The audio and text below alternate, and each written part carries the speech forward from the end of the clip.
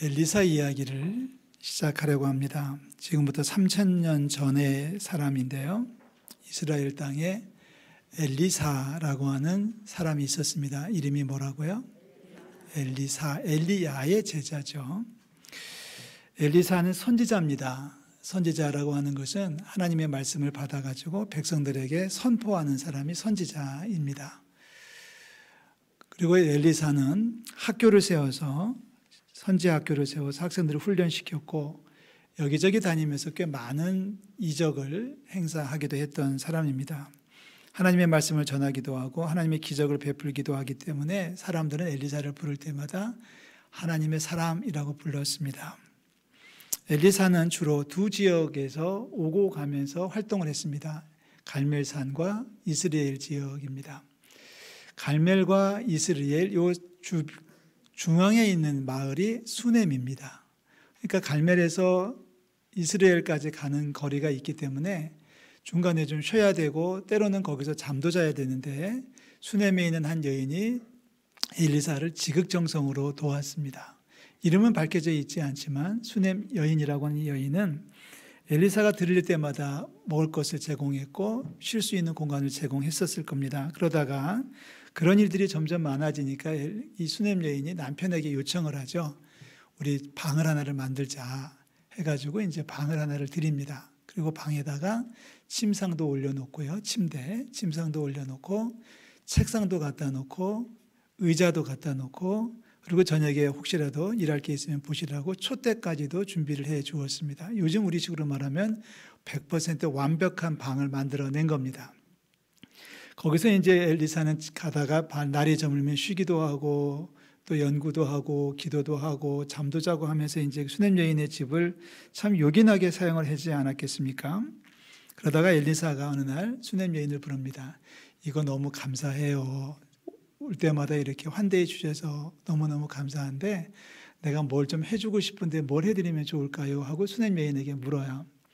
혹시라도 억울한 일을 당한 게 있습니까? 혹시라도 불편한 게 있습니까? 혹시라도 고민거리가 있지 않습니까? 이렇게 물었더니 여인이 대답합니다. 괜찮습니다. 저는 충분합니다. 이 정도로 만족합니다. 이렇게 이제 정중하게 엘리사의 요청을 사양을 했어요.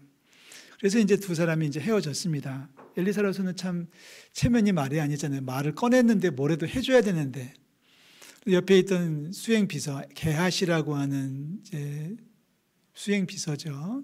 사환이 엘리사에게 한마디 합니다. 선생님, 저 여인은요 애가 없어요. 애가 없는데 남편은 나이가 많더라고요.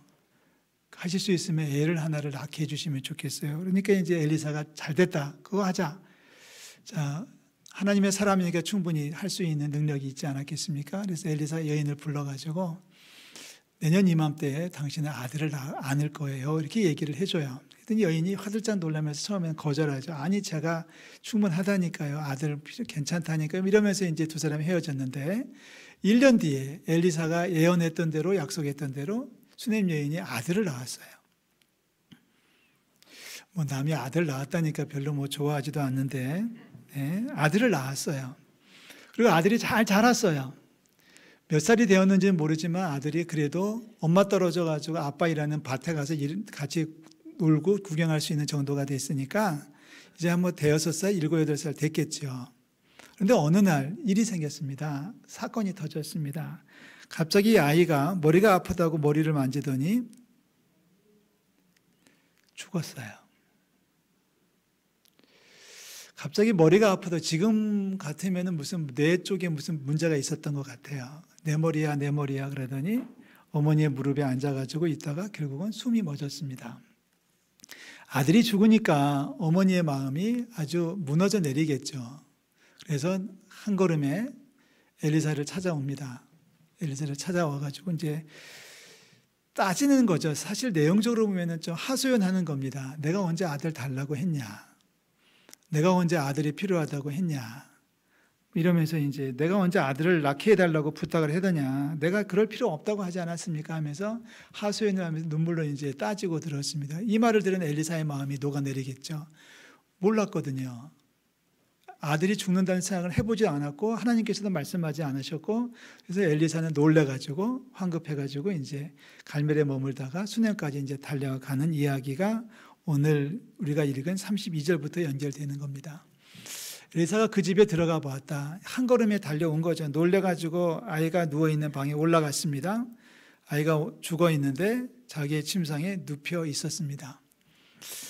방이 뭐 그렇게 크지 않았겠죠. 뭐 그 당시에 방이 가옥구조 이렇게 뭐 넉넉하지 않았으니까 좁은 방에 지금 두 사람만 있었다. 한 사람은 하나님의 사람 엘리사고 한 사람은 죽은 아이입니다. 하나는 살아있고 하나는 죽어 있습니다. 자, 엘리사가 이제 그 방 안에서 문을 닫아 걸고 아무도 들어오지 못하게 하고 그 방 안에서 두 가지 행동을 해요. 근데 그 두 가지 행동이 범상치 않습니다. 자, 첫 번째 엘리사는 기도를 합니다. 기도를 했습니다. 여러분 그 13절에 들어오면 읽으실 수 있죠. 엘리사가 여호와께 기도했다. 자, 뭐라고 기도했는지는 추측에 맡기겠습니다. 뭐라고 기도했는지, 또 얼마나 오래 기도했는지, 서서 기도했는지 앉아서 기도했는지, 소리를 내서 기도했는지, 손을 내고 기도했는지, 마음속으로 기도했는지, 무릎을 꿇었는지, 이런 설명이 아무것도 없이 엘리사는 기도했다. 두 번째 34절에 보니까 아이 위에 올라 엎드렸다. 여러분 한번 그림을 한번 그려보시죠. 엘리사는 어른이에요. 성인 남자니까 클 거예요. 큰 덩치가 이제 6, 7살짜리 아이 위에 몸을 덮었습니다. 엎드렸다고 되어 있으니까 아마 그냥 찍어 누른 것은 절대 아니었을 거고요. 이렇게 뭐 무릎이나 팔을 이용해 가지고 무게를 지탱하면서 아이 위에 엎드려서 놀랍게도 자기 입을 아이 입에, 자기 눈을 아이의 눈에, 그리고 두 손을 아이의 손에 이렇게 댔다는 겁니다. 저는 이거 포기했다라고 생각하는데 이게 과연 가능한 행동일까? 여러분 그림이 그려지십니까? 엘리사가 아이 위에 엎드렸고 입을 포개고 눈을 포개고, 그러니까 입을 댔다는 얘기겠죠. 그리고 손도 잡고, 그리고서 한참을 있었더니 아이의 몸에 따뜻해지는 느낌이 왔다는 거예요. 그래서 엘리사는 일어나가지고 그 집안 방 안에 왔다 갔다 몇 바퀴 한 다음에 다시 아이 몸에 엎드려가지고 아까처럼 입에 입을, 눈에 눈을, 손에 손을 대고 엎드렸더니 아이가 놀랍게도 7번 재채기를 하고 눈을 떴다는 겁니다. 할렐루야. 그렇다면 엘리사가 기도했던 내용은 우리가 어느 정도 짐작은 갈 수 있어요. 아마 살려달라고 했겠죠. 그런데 시신입니다. 아무리 아이라고 하더라도 죽은 시체인데 시체 위에 몸을 덮는다, 입을 댄다고 하는 것은 당시로서는 엄격하게 법적으로 규제가 되던 시대입니다. 그 구약 율법 말씀에 보면은 하지 말라고 되어 있거든요. 심지어는 부모가 돌아가셨을 때도 자식들이 부모의 시신에 손을 대면 안 된다라고 이야기를 하고 있습니다. 얼마나 오래 엎드려 있었는지, 얼마나 입에 입을 대고 있었는지는 모르겠습니다만은 글쎄요, 10분 정도, 1시간 정도 됐는지는 모르겠어요. 추측일 뿐입니다. 레기 21장에 보면은 죽은 자의 시체는 절대 만지지 말라고 했거든요. 그래서 이스라엘 사람들은 사람이 죽으면 그날로 장례를 치르는 거예요. 병이 있을지 모르기 때문에 그날로 해가 떨어지기 전에 시신을 옮겨다가 무덤에다가 가두는 겁니다. 근데 그 무덤이 우리들처럼 이렇게 뭐 매장을 해가지고 봉분을 쌓는 게 아니라 동굴에다가 거기다 이제 그 턱을 만들어서 거기다 시신을 올려놓는 거죠. 그래서 하루 이틀 지나서 그 가족들이 와가지고 보고 싶으면 와서 볼 수는 있어요. 그런데 시신을 그날 집안에 두는 건 아니에요. 법적으로 안 돼요. 법적으로 규정이 돼 있어요. 그렇게 하면 안 돼. 만약에 그렇게 했다가 나도 모르게 시신을 만지는 사람은 죄를 범하는 거야, 부정을 타는 거야. 최소한 일주일 동안은 바깥 출입을 못 하는 겁니다. 이런 규정이 엄격하게 돼 있는데 엘리야사는 아이의 몸에 엎드려서 눈을 맞추고 입을 맞추고 손을 댔다. 왜 이렇게 할 수 있었을까? 여러분 같으면 하실 수 있겠습니까? 뭐 고개 끄덕끄덕 거리시는 분들이 많이 계시는데 저는 못합니다. 제가 못하는 것에 대해서 뭐 도와주신 거 있습니까? 미국에 가면 장례식이 우리하고 조금 달라요. 그래서 미국에 가면 장례식, 우리식으로 말하면 발인식 때 시신의 그 모셔놓은 시신의 관을 절반을 오픈을 해요. 뚜껑을 열어가지고 그럼 거기에 돌아가신 분의 상반신이 노출이 되어 있는데 우리들처럼 막 감고 싸매고 덮고 하는 게 아니라 그냥 다 노출이 되어 있어요. 그러니까 표정이 온화하게 되어 있어요. 표정이 그냥 그 표정이에요. 뭐 상복을 입은 게 아니고 수의를 입은 게 아니라 평상복을 입고 계시면서 남자 같으면 넥타이도 메고 있고 그리고서 이제 손을 이렇게 가슴에 포개고 이제 누워 계시면 이제 발인식이 끝난 다음에 이제 참석했던 조문객들이 앞으로 쭉 일렬로 나와가지고 한 사람씩 고인하고 한 번씩 인사를 하는 시간이 있어요. 그러면 어떤 분들은 손을 만지기도 하고 어떤 분들은 가슴에 손을 대기도 하고 얼굴을 만지기도 하고 또 어떤 분들은 그 뺨에다가 입을 맞추기도 하더라고요. 근데 저는 한 번도 입을 맞춰본 적은 없었어요. 못하겠더라고요. 저를 수십 년간 키워주신 스승이 돌아가셔서 제가 장례식에 참석했는데도 손은 잡았는데 입을 대는 거는 차마 못하겠더라고요. 아마 우리에게 성도들은 하실 수 있을 거예요. 워낙 독하신 분들이 많이 계시니까.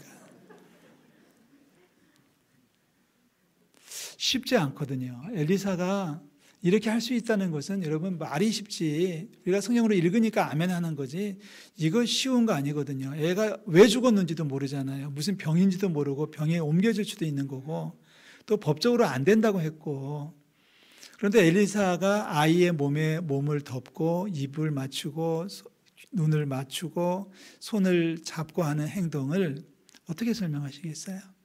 왜 엘리사는 이 위험한 일을, 이 무모한 짓을 왜 했을까? 그런데 여기서 얻을 수 있는 한 가지 대답이 있다면 사랑입니다.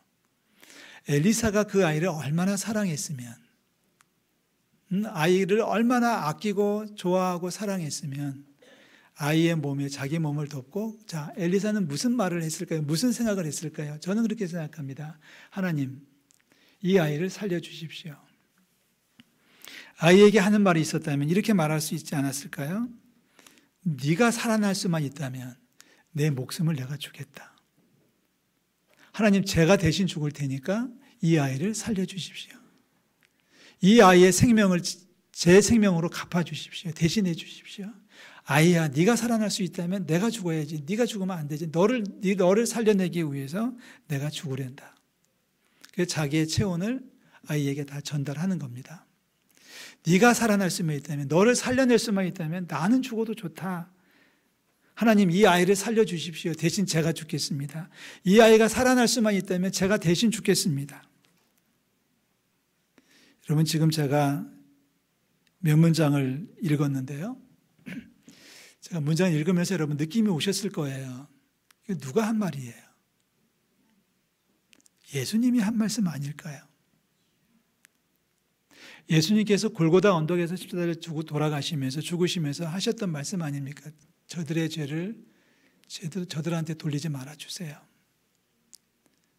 예수님의 심정이 꼭 엘리사의 심정이 아니었을까? 아니 엘리사보다 훨씬 더 뜨겁지 않으셨을까요? 하나님 우리 저 백성들을 살려낼 수만 있다면 제가 대신 십자가에서 죽겠습니다. 내가 내 생명으로 대속하오니 저들을 용서하여 주시옵소서. 이게 예수님의 외침 아니었을까요? 엘리사는 죽은 아이의 몸에 자신의 몸을 덮었습니다. 하지만 예수님은 갈보리 십자가에 당신의 몸을 매다셨습니다. 엘리사는 죽은 아이를 살려내기 위해서 몸부림쳤지만은 예수님은 저와 여러분 모두를 위해서 십자가에 달려 죽으셨습니다. 엘리사는 아이의 체온이 돌아오게 했지만은 예수님은 죄와 사망으로 죽을 수밖에 없는 저와 여러분들을 영생의 길로 인도해 주시는 줄로 믿습니다. 이게 부활이에요. 이게 부활이고 이게 십자가의 은혜이고 이게 바로 복음입니다. 아이를 살려내기 위해서 온몸을 던져가지고 아이 몸을 덮고 입에 입을 맞추고 온 정성을 다해가지고 아이를 살려내려고 애를 썼던 엘리사의 그 사랑, 아이를 향한 엘리사의 그 사랑이 만약에 열이라면 우리를 향하신 하나님의 사랑은 천일까요? 만일까요? 백만일까요? 더 큰 사랑 아니었을까요? 감히 계산할 수조차 없는 크신 사랑으로 저와 여러분들을 살려내기 위해서 주님은 십자가에 달려 죽기까지 하신 거예요. 이게 복음이에요. 이 일을 이루기 위해서 주님은 이제 골고다 언덕을 뚜벅뚜벅 올라가실 겁니다. 우리는 그날을 기념하면서 이제 사순절을 출발하는 겁니다. 4월 9일 부활절이죠. 음력 충분히 지나고 음력 보름이 지나고 처음 돌아오는 주일을 부활절로 지키는 것은 한국 교회나 미국 교회나 영국 교회가 세계 모든 교회가 동일하게 적용하는 법칙입니다. 그리고 부활절부터 시작해서 거꾸로 계산해가지고 40일, 10 곱하기 4 해가지고 40일을 거꾸로 역산해서 맞추면 그날이 사순절의 첫날입니다. 그런데 이 계산을 할 때 반드시 주일은 빼고 계산해야 돼요. 빼고 계산하다 보니까 사순절은 항상 성의 수요일에 수요일에 시작하는 거예요. 그날을 우리는 성회 수요일이라고 부릅니다. 성회 수요일, 거룩한 죄를 잊고 회개하는 날이라는 뜻입니다. 그날에 바로 돌아오는 수요일입니다. 이제 수요일부터 시작해서 우리는 사순절에 들어가게 되고 돌아오는 주일은 사순절 첫 번째 주일이고 그럼부터 시작해가지고 쭉쭉쭉 진행해가지고 이제 4월 9일 부활절을 맞이하게 될 것입니다. 축복합니다. 사랑하는 성도 여러분, 이번 부활의 기쁨이 부활절의 기쁨이 우리 성도들에게 함께 하시기를 주의 이름으로 축원합니다. 조금만 더 절제하시고요.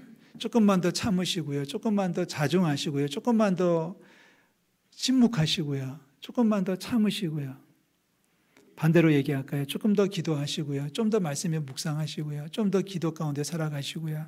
조금 더 교회 안에 머무는 시간을 늘려갈 수 있기를 주의 이름으로 축복합니다. 고난 받으셨기 때문에 죽으셨고요. 죽으셨기 때문에 부활이 가능했어요. 부활하셨기 때문에 우리가 살아나는 거예요. 주님의 부활은 오늘 우리들의 부활로 이어지게 될 줄로 믿습니다. 많은 분들이 그렇게 질문을 던지죠. 하나님 우리를 사랑하신다는 증거를 대세요 라고 말하는 분들이 계시는데 하나님 말씀밖에 읽어드릴 말씀이 없습니다. 여러분 로마서 5장 8절을 다 아시죠? 로마서 5장 8절 다 같이 읽어봅니다. 우리가 아직 죄인 되었을 때에 그래서 우리를 위하여 죽으심으로 하나님께서 우리에 대한 자기의 사랑을 확증하셨느니라. 수냄 여인의 아들은 얼마나 기뻤을까요? 그 수냄 여인이 얼마나 기뻤을까요? 우리 하나님의 사람 엘리사 선생님 나를 얼마나 사랑하는지 알았겠죠, 그죠? 그 모습을 그 얘기를 들은 다음에 수냄 여인은 하나님의 사람 엘리사 선생님이 우리 아들을 얼마나 사랑하는지 우리 집안을 얼마나 사랑하는지 알았을 거예요. 자, 그 모습 그대로 우리도 아는 겁니다. 하나님은 나를 얼마나 사랑하시는지 이 땅에 아들을 보내셨고 아들로 하여금 십자가를 지고 죽게 하셨다. 부활하셨다. 나를 위한 죽으심이고 나를 위한 부활하심이고 우리에게 영생을 주신 하나님의 사랑이다. 할렐루야. 우리가 아직 죄인 되었을 때에 그리스도께서 우리를 위하여 죽으심으로 하나님께서 우리에 대한 자기의 사랑을 확증하셨습니다. 라고 바울은 고백하고 있습니다. 바울은 또 빌립보서에 보낸 편지에서 이렇게 예수님의 사랑을 정리해 주고 있습니다. 빌립보서 2장 6절과 7절, 8절인데요. 우리 현대인의 성경으로 읽어봅니다. 그분은 원래 하나님의 모습을 지니고 계셨지만 하나님과 동등하게 되려고 생각하지 않으시고 오히려 자기의 모든 특권을 버리시고 종의 모습으로 사람들과 같이 되어 사람의 모양으로 나타나셨으며 자기를 낮추시고 십자가에 달려 죽기까지 순종하셨습니다. 아멘. 이 말씀이 이루어지는 첫 번째 출발이 돌아오는 수요일부터 시작합니다. 성의 수요일. 우리 이번 사순절을 보내면서 우리 경건생활에 조금 더 신경 써 주시기를 주의 이름으로 부탁을 드립니다. 세상이 어렵다고들 다들 그렇게 얘기하지 않습니까? 전쟁이 계속되고 있고 지진이 계속되고 있고 남북 간의 대치 국면이 어떻게 될지 모르겠고 경제는 바닥을 치고 있고 정치권의 싸움은 진흙탕을 헤매이고 있는 것이 현실입니다. 세상이 어렵기 때문에 세상이 메말랐기 때문에 우리 성도들은 더 많이 기도해야 되지 않겠습니까? 더군다나 사순절인데 더군다나 임직식을 준비하는 절기인데 우리 금년도 임직식이 5월 28일로 결정이 됐고요. 엊그제 금요일 날이 D-100일이었습니다. 이제 오늘은 98일 남은 거예요. 이 D-98일을 앞으로 하루하루 좁혀나가면서 우리 임직 후보자들은 더 많이 기도하고 더 많이 말씀으로 무장할 수 있기를 주의 이름으로 축원합니다. 잊어버리신 것 같아서 다시 한번 확인하고 싶어요. 경건생활 지침 5가지 화면에 올려줄 겁니다. 여러분 한번 보시겠어요? 첫째, 매일 아침 말씀과 기도로 하루를 시작한다. 하루를 아니 너무 빨리 가지 마시고요. 하루를 출발할 때 어떻게 출발하십니까? 하루를 출발할 때 어떻게 출발하십니까? 아침에 일어나자마자 처음에 하시는 일이 뭡니까? 말로만? 실제로? 요즘 그런 말 하더라고요. 인증샷 찍어서 교회로 보내주시겠습니까? 말이 아니라 행동으로 아침을 시작할 때 말씀과 기도로 시작할 수 있기를 부탁을 드리고요. 두 번째, 다 같이요. 일주일에 하루 새벽 기도에 참석한다. 일주일에 며칠 참석해야지 맞는 건가요? 이걸 물어보는 목사가 좀 창피하긴 한데요. 매일같이 하는 게 맞는 건데 그래도 하루는 교회에 와서 하자. 적어도 사순절 기간 동안은 그렇게 하자는 얘기를 드리고 있습니다. 지금 여기에 적어놓은 5가지는 만점이라는 숫자가 아니에요. 저거는 기본 점수예요. 조금 강하게 표현한다면 저것 정도도 못하면 낙제란 뜻입니다. 자, 세 번째 뭐예요? 일주일에 하루 교회에 나와 주님과 교제한. 이제는 읽지도 않으시는군요. 일주일에 하루 교회에 나와서 주님과 교제한다. 자, 그런 말이 있죠. 썬데이 크리스찬, 주일만 교회 나오는 분이 아니라 수요일도 좋고 금요일도 좋고 아니면 자기가 편한 어느 날 하루라도 나와서 아무도 없을 때 교회에 와서 주님 앞에 기도하고 그리고 돌아갈 수 있으면 좋겠어요. 그게 세 번째입니다. 일주일에 하루, 주일을 제외하고 하루 교회에 나와서 주님과 교제하는 시간을 갖는다. 네 번째, 다 같이 읽습니다. 일주일에 한 번 이상 주변 사람들에게 복음을 증거한다. 자, 최소한입니다. 최소한. 이번 총동원 주일에 여러분의 가족의 불신자들이 주님 앞에 돌아오는 역사가 있기를 주의 이름으로 축복합니다. 한 번 이상, 아니 그분들이 돌아오든 안 돌아오든 그거는 그분들의 책임이라고 한다면 내 책임은 전하는 건 내 책임이죠. 전하는 건 내 책임입니다. 누가 됐든지 간에. 교회 나가세요? 예수 믿으세요? 한 번 정도는 일주일에 한 번, 최소한 한 번. 2번 하면 더 좋고 3번 하면 정말 좋고 4번 하면 진짜 좋겠지만 한 번도 안 하면 낙제예요. 5번째 뭐예요? 일주일에 3번 이상 믿는 자들과 영적으로 교제한다. 만나서 딴 얘기하는 게 아니라 예수 믿는 얘기하고 기도하는 얘기도 하고 전화해서 안부도 물을 때에 전화해서 문자 보내가지고 믿음으로 축복하고 격려하는 것을 얘기합니다. 구역에서, 기관에서, 어떤 단체, 모임에서, 조직에서 일주일에 적어도 3번 이상은 믿는 자들과 영적으로 교제하는 시간을 가지면서 사순절을 보내시기를 부탁을 드립니다. 할렐루야. 우리를 얼마나 사랑하셨는데요. 엘리사가 아이를 얼마나 사랑했는지 그 아이의 몸에 엎드리고 뭐 했다는 게 정말 대단한 사랑이다라고 말한다면 그보다 몇백 배, 몇천 배 더 큰 사랑으로 예수님 아이의 생명을 진짜 주셨다니까요. 그 사랑을 받았으니까 우리는 지금 사랑받는 자로 살아가는 거예요. 우리는 지금 사랑받는 자로 살아가는 거예요. 예수님께서 우리를 위해 우리를 살려내시기 위해서 생명을 주셨다는 걸 기억하시고요. 이번 주간에 더 말씀 안에 믿음 안에 거하는 하나님을 사랑하는 성도들에게 하늘로부터 큰 상급이 임하시기를 주의 이름으로 축복합니다. 기도하겠습니다. 하나님 아버지, 이제 겨울을 보내고 봄이 오르는 과정 속에 저희들은 다시 한번 주의 말씀으로 무장합니다. 이제 날짜가 임박해서 이제 성의 수요일을 출발합니다. 사순절을 시작합니다.